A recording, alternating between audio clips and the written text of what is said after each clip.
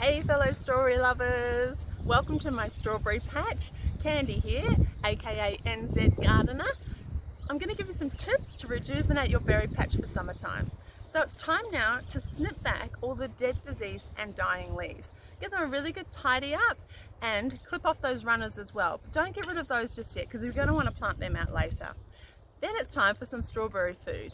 So if you're container gardening, you might like to have a more slow release strawberry food like the Novatech. Then let's give them a nice mulchy bed to lie on. So you want to get your hands on some pea straw or strawberry straw.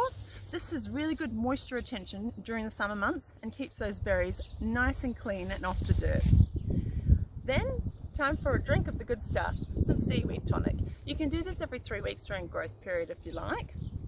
Now I hope that's given you some tips to go off to rejuvenate your berry patch. If you haven't done so already, you still have time to get them in the ground now. While you're at it, why don't you plant some flowers for the bees, a tree for the future, and have a happy garden. Bye for now.